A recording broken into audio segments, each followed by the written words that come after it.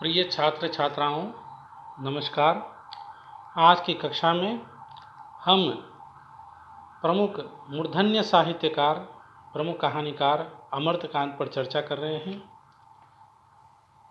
हिंदी कथा साहित्य में प्रेमचंद के बाद यथार्थवादी धारा के प्रमुख कहानीकारों में अमरकांत भी थे। अमरकांत का जन्म 1 जुलाई 1925 को उत्तर प्रदेश के बलिया जिले के नगरा कस्बे में भगलमलपुर गांव में हुआ था। उन्होंने इलाहाबाद विश्वविद्यालय से बीए की शिक्षा प्राप्त की। इसी दौरान उनका संपर्क स्वतंत्रता आंदोलन के सेनानियों से हुआ और उनका रुझान स्वतंत्रता आंदोलन की ओर हो गया। वे 1942 के आसपास इस आंदोलन में कूद पड़े और गांधी जी के मार्गदर्शन में उन्होंने अपना योगदान इस आंदोलन में दिया। वैसे उनके साहित्यिक जीवन का आरंभ एक पत्रकार के रूप में हुआ था। उन्होंने साहित्य का सृजन करते हुए भी कई पत्र पत्रिकाओं का संपादन भी किया। अच्छी कहानियाँ लिखने के बाद भी या उच्च स्तर की कहानियाँ लिखने के बाद भी लंबे समय तक उन्हें ख्याति नहीं मिल सकी, या यूँ कहें कि वे हाशिए पर ही पड़े रहे, क्योंकि उस समय कहानी चर्चा के केंद्र में मोहन राकेश, कमलेश्वर, राजेंद्र यादव की त्रयी थी। कहानीकार के रूप में इन्हें ख्याति सन 1955 में प्रकाशित डिप्टी कलेक्टरी से मिली और इसके बाद में जो है प्रमुख कहानीकारों या प्रमुख कथाकारों में इनका नाम जो है लिया जाने लगा। स्वभाव से अत्यंत संकोची अमरकांत के संदर्भ में कहानीकार रविंद्र कालिया कहते हैं कि वे अत्यधिक संकोची व्यक्ति थे। अपना हक मांगने में भी संकोच कर जाते थे। इस वजह से उन्होंने जीवन में कई प्रकार की कठिनाइयों का सामना भी करना पड़ा और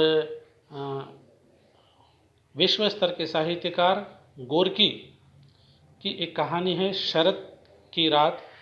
इस कहानी के संघर्ष को ध्यान में रखकर प्रमुख उपन्यासकार व कहानीकार यशपाल ने अमरकांत को भारत का गोरकी कहा है। लंबे समय तक हिंदी साहित्य की सेवा करने वाले अमरकांत की मृत्यु 17 फरवरी 2014 को हुई। अपने सुदीर्घ जीवन काल में उन्होंने सैकड़ों कहानियाँ लिखी, लगभग 1 दर्जन के करीब जो है उपन्यास लिखे। इसके साथ ही कुछ उन्होंने संस्मरण भी लिखे और इन रचनाओं में बाल साहित्य भी जो है शामिल है। उनकी प्रमुख रचनाओं में उनके कहानी संग्रह है जिंदगी और जोंक, देश के लोग, मौत का नगर, मित्र मिलन तथा अन्य कहानियाँ, कुहासा, तूफान, कला प्रेमी, प्रतिनिधि कहानियाँ, 10 प्रतिनिधि कहानियाँ, एक धनी व्यक्ति का बयान, सुख और दुख के साथ, जांच और बच्चे, अमरकांत की संपूर्ण कहानियाँ 2 खंडों में, औरत और क्रोध। इसके अलावा इनके ऊपर प्रकाशित उपन्यास है सूखा पत्ता, काले उजले दिन, कंटिली राह के फूल, ग्राम सेविका, पराई डाल का पंछी। किंतु यह उपन्यास बाद में सुखजीवी नाम से प्रकाशित हुआ। बीच की दीवार, सुन्नर पांडे की पतोह, आकाश पक्षी, इन्हीं हथियारों से, विदा की रात, लहरें और संस्मरण साहित्य में कुछ यादें, कुछ बातें और बाल साहित्य में देखिए नेउर माई, वानर सेना, खूंटा में दाल है, सुग्गी चाची का गांव, भगरूलाल का फैसला, एक स्त्री का सफ़र, मंगरी, बाबू का फैसला, दो हिम्मती बच्चे।